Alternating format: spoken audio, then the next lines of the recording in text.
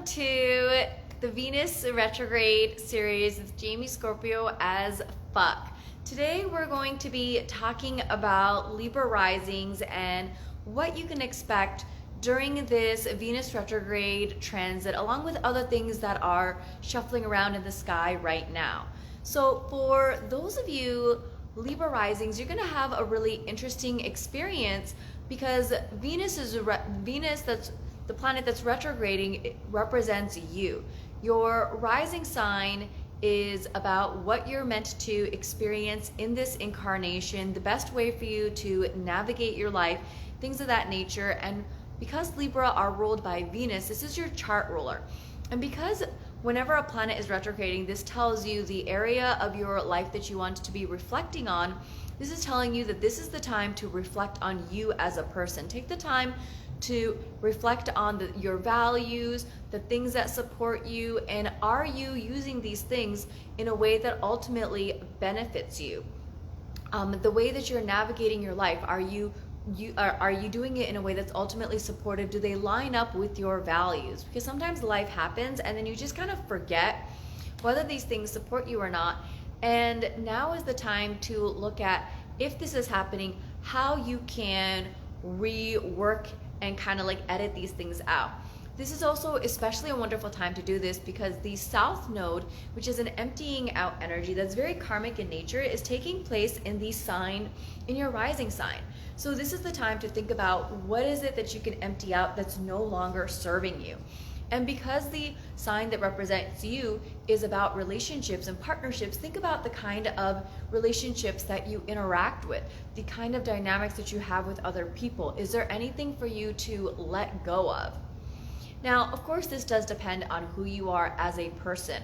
You know, every Libra rising sign is going to be different. Very much in this incarnation, what you're meant to experience, whether this comes to you naturally or not, is a focus and theme on partnerships. For some of you, relationships and dating is going to come to you a little bit more easier, more naturally, and it's just going to be sort of a natural thing that's a part of your day-to-day life. My sister is a Libra rising, and for her, dating has come to her a lot more naturally, I would say more than like the average person.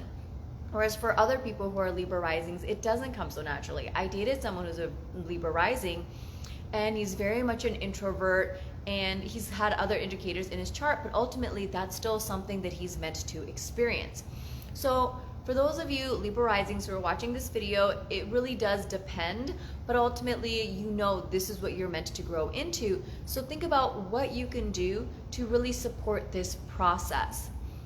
Another thing I do want to mention is that oftentimes Libras are often associated as and represented or seen as like the sign that represents harmony. And that's not really true completely, in that it actually represents the scales that measure the harmony. And in life, most things aren't harmonious. So like this is where oftentimes there's like this association with Libras where it's like things are either great with them or shit just hits the fan. So part of your journey is to really learn how to find harmony in your life, and what does that look like? So that's something that you can very much reflect on during this time. And the way that it gets triggered first can be related to your friends. There's very much a theme of, I'm going to be talking about how this Venus retrograde can influence you in your friendships as well in your relationships. But essentially, Venus is retrograding in your 11th house of friends. This is about financial gains, so before this video ends, I'll be sure to talk about that as well. But essentially, there's some interesting things correlated with friendships here. And not only is Venus retrograding, but it's coming close with Mercury. And Mercury is also about friends. So this can be a time where your friends may inspire you to look at like, what are some things for you to reflect on? And this can either show up as friends that are supportive, that inspire you, that give you confidence and stuff, someone that you admire really helping you to grow into yourself.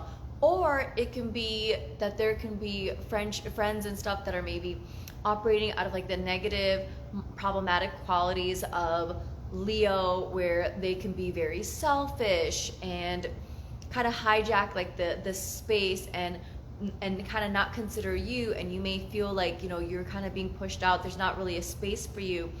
And so this could be a time where you reflect on, okay, are these the kinds of friendships that I want? Or you might reflect on the kind of conversations and dialogue that you have with your friends, and whether these things really benefit you or not.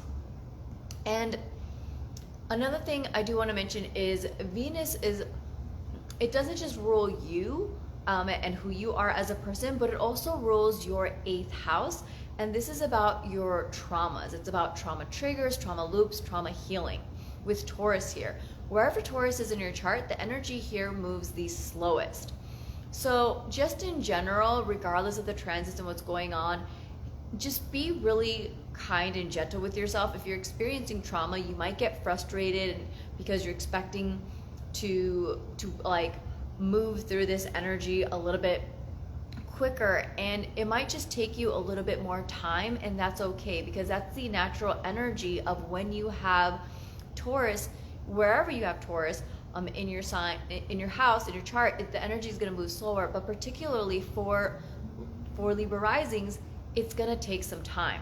And what's ultimately going to support you is to identify what are your values, what supports you, and for you, things that are grounding, things that help you to connect with your physical body, connecting with your sense of smell, your senses. You know, if you're feeling overwhelmed and you want to stabilize yourself, really feeling more connected to the world that you live in, this is going to be something that's really helpful. Or if you're on the opposite spectrum and you're experiencing more disassociation, the way to really get back into your body, centering yourself, is going to be something that can be very beneficial. Really connecting to something in a very earthy sort of a way. If you're experiencing trauma, finding some sort of stability, reliability, and consistency in a different way that feels more nourishing and indulgent is going to be really beneficial. And this can be something that you're going to be like experiencing a theme on. What are some trauma triggers that you've experienced, and how can you work through this in a way that really supports you? What can you let go of? Because right now in Taurus, we do have Jupiter and Uranus here. Jupiter being the ruler of Pisces, it's about forgiveness, it's about letting go, it's about wisdom, it's about spirituality. It also rules Sagittarius. It's about seeing things from a higher perspective. It's about astrologers. So working with an astrologer, this can be learning to practice forgiveness, letting things go related to your trauma. This is one of the best times to use this energy, particularly because for Libra risings, letting go of trauma can be particularly difficult, because wherever Taurus is in our chart, this is where we can hoard onto hoard information, or just hoard things in general. And so this can be a really great time to use that sort of Pisces energy and learn to let things go. And this is something that you can work on in your day-to-day habits, because Pisces rules your 6th house of your day-to-day habits. What can you start doing to help you to let go of your traumas that ultimately support you? We also have Saturn here. You have Saturn here transiting your 6th house. Saturn is about making corrections. Wherever Saturn is in your chart, both natally and where it is in transit right now, this tells you that wherever Saturn is, you want to work on this energy a little bit every day. So this could be something in your habit where you're practicing forgiveness, wisdom, spirituality, something that you let go of in your day-to-day health, which can help you by extension, to help you release your traumas. And this could also include doing things that are optimistic, that help you to make it a little bit easier for yourself, because a Taurus is the most fixed earth sign. So this can be an area where you can become very you can heavily identify and get weighted and kind of cemented with this stagnant energy of having a hard time letting things go. But especially with wherever Jupiter is in your chart, the energy also expands, so you can start to develop this heightened awareness of your traumas. And then with Venus retrograding and creating a special focus on that can be even more emphasized. But you can redirect that energy with your day-to-day habits to instead like let that let that awareness and that expansion, that undeniable like knowledge that this is an area that you want to focus on, or that this is an area that is very much affecting you, let that motivate you to release and let things go. This is going to be a really good time to do this right now. The other thing I did want to mention is that when it comes to relationships, the seventh house is about long-term partnerships. And because there's such a huge theme right now where looking at traumas can be very much a thing, you also have Chiron, which represents unhealed wounds in your seventh house of spouses, long-term partnerships, things of that nature. And you also have your North Node here. And your North Node is what you experience in excess, and it's also the fastest way for you to achieve material wealth. Now, some of these areas that are being lit up are also related to finances as well. So just in general, the more you work through your trauma, the easier it is for you to like call in finances and things of that nature. But particularly for you, these are the areas of your chart that's really being lit up. So taking the time to think about, okay, like what are some traumas that are showing up? Like this is something that if you're coupled up, it might just be that you guys are like fighting. But essentially this can be business partners. And honestly, the seventh house it's in the house that's opposite of you. So it represents anyone and everything that's not you, anyone and anything outside of you. And it's opposite of you. So there's sort of this oppositional force going on. So just in general, you may experience that other people are opposing you in a way that sometimes can be very confrontational and aggressive. It doesn't have to be this way, but I just want to let you know that if this is happening, this is really a time to reflect on why it's happening, how you can handle this type of energy, things of that nature. And if you are the type of person that handles this energy in a way where you're a little bit more passive, this is the time to speak up for yourself. This is a time where, like Venus retrograde, when it comes to relationships, it's always about make it or break it season. It's the relationships that fall apart are the ones that were meant to fall apart. The relationships that are meant to like last, they're actually going to come back even stronger. So overall, this is saying that like if you want a relationship to work out, if you're in a relationship, learning to be more independent and outspoken is going to be really important. But you want to make sure you don't do it in a way where you're being selfish and combative and confrontational, and being selfish and not being able to see things outside of you because you're being triggered by your traumas and you're just compulsively in that energy. That's a misuse of these placements. But it is a potential manifestation, but it gives you an opportunity to be like, okay, how can I express myself in a way that's inspiring? You want to lead by example, because when it comes to the Aries energy, that's what it's all about. So lead by example, empty out any people-pleasing tendencies that you might experience that doesn't serve you. But if you're finding that you're constantly just butting heads with anyone, really, in a way where you're just going in circles and you're not resolving things, whenever that's happening and you're operating, that's from Aries, that's the lower manifestation of Aries. And if you're not able to lead by example, whenever you're experiencing the lower manifestation of any zodiac sign, the way to balance that energy out is to look at the opposite sign and see if that opposite sign can help to stabilize you. So if Aries is being temperamental and selfish and you're not able to see things outside of yourself and you're being very like aggressive, look at Libra, which is you as a person, right? And Libra is an air sign. It's about communication. It's about harmony. It's about seeing things from another perspective. It's about understanding and connecting.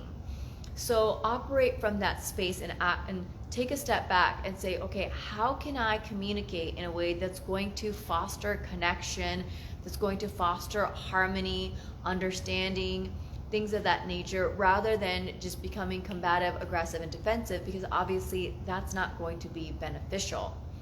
right? So it's very much this balancing act of how do I want to engage in this excessive energy that Aries is offering me to my highest benefit? How can I use the Libra energy that's emptying out? Because certain things that aren't meant to serve you will empty out. But there are some benefits that you want to leverage. What does that look like? How can you engage with that energy in a way that's ultimately really going to serve you? And this could honestly be letting go of friendships. This can be because Venus is retrograding in your 11th house. Think about the type of conversations that you're having with your friends, anyone that you're dating. Is this something that's causing you trauma and challenges? What can you let go of? Because I forgot to mention that Uranus, the significance of having Uranus in your 8th house of trauma is that Uranus destroys things that don't serve you. And it's the planet of reversal, and it's in the house of reversal as well. It also represents friends. So let go of friends that are traumatizing you, that aren't serving your highest benefit. If you know, this is like that destructive energy where you want to clear out and separate and part from things. And this is something that's really important, and it's something that you can focus on with this upcoming full moon in Aquarius, which is happening on August 1st.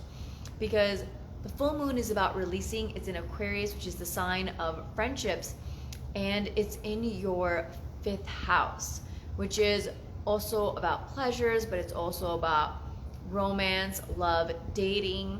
So all of these things that I've mentioned can show up in professional environments. It can show up platonically, it can show up romantically, it can show up in financial different ways as well. So for example, maybe this isn't about like friendships to let go of, but maybe it's about someone that you're dating that's traumatizing you, that you have a partnership with, that you want to let go of because it's no longer enjoyable for you. And this is the time to really be honest and be accountable and ask yourself, is this really benefiting me?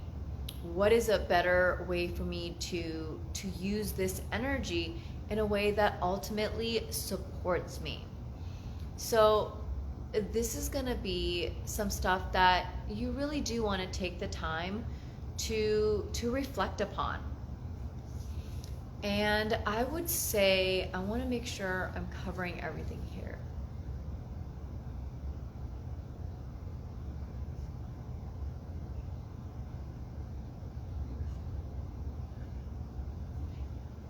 So I would say right now, really reflecting on your traumas is going to be a great way to use this energy. But if you do want a relationship, if you do want a partnership, really like finding people who are independent, finding people who inspire you and lead you by example, people that you feel comfortable acting in this way towards.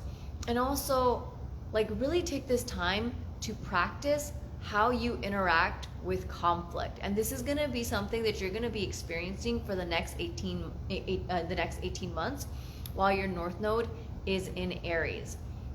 And one of the big things to really focus on for all of us with having unhealed wounds, which is all about our traumas in Aries, is that when we're being trauma triggered, it's really important for us to be able to see things outside of our own perspective. It's about recognizing like whether you agree, whether the other person is right or not, are you able to see a perspective outside of your own? Because that's really important. In life, sometimes you're gonna be completely in the wrong. Other times, other people are gonna be the one that's tripping. In both scenarios, it's really important to be able to take accountability, to take ownership, to handle yourself in a way that's going to be favorable, respectful, and healthy for everyone involved. This is really the time that you want to be focusing on these sorts of things. And you can also be thinking about, you want to incorporate Mercury in this too, because this is very much about your friends. So consider your mindset, your thoughts, things of that nature. And that ties into your how you think about things. Libra risings, you have Sagittarius in your third house of your mindset and your thinking. So what's really going to support you is to think about the higher perspective, think about your mindset. And some of you guys have had great childhoods, some of you guys haven't. Your third house, in addition to it being about your mindset, how you communicate, how you talk, all of those things, it's also about your early childhood. So that planet is ruled by Jupiter, and it's in your 8th house of trauma. So if you've had some like painful childhood experiences, this is the time to reflect on that and really think about who would you have become if you weren't traumatized. What kind of a person would you be? How can you bring that person to life? And also, who do you want to become, and how can you make that happen? Because Libra is very much about yourself and someone outside of you, but Aries, which is about the self, is in the house that's farthest away from you. And so this is sometimes harder to access, but it's also the side of you that you're meant to integrate with. And so there's some shadow work to be done there. So really take the time to realize, who would I be if I didn't experience trauma? Because trauma doesn't bring out who we truly are. Trauma brings out who we think we need to be in order to survive. So the more you develop your sun, the more you develop your confidence, the more you're going to be more resilient to trauma, the less susceptible you're going to be to manipulation. But we've already experienced social conditioning and stuff. So think about, who would you have become? How can you incorporate that? And also, who do you want to become? How can you incorporate that? Venus is retrograding in the sign that represents these things, which is the sun. And the sun is also does really well in Aries, and it's got like this elevated energy. And so you also want to use some of that solar energy in the 7th house and reflect on, like, illuminate truth awareness on, like, who would you be if you incorporated that side of you? Like, what parts of Aries that you admire, or the qualities of Aries that are admirable, have you not incorporated? How can you bring that in? This is a great way to use this energy. I think a lot of times when Venus retrograde rolls around, everybody's thinking about relationships and stuff like that, but that's not necessarily the case for everyone. It really depends on the area of your chart that actually gets activated. And so for you, it does activate relationships. It does activate your traumas and stuff like that, but in a very independent sort of a way, especially with the North Node playing out. So this can be that, like, you can very much experience relationships, but it's going to be a much more independent theme. So if you're someone who has experienced a lot of codependency in your relationships, this is going to be a time where you're really going to have a lot of opportunity, where it's not going to be like this focus on the other person, but it's, if anything, there may be an imbalance of each person being a little too self-focused on themselves, and that's also a problem. But you're going to be on that opposite end of the spectrum. So now this would be the time for you to learn to stabilize and see how you can work with both of these energies in a way where, think of it like a seesaw, and you want to balance it out. That's really going to be one of the best ways to take advantage of this season for Libra risings. If this video has helped you, please like it, please leave a comment.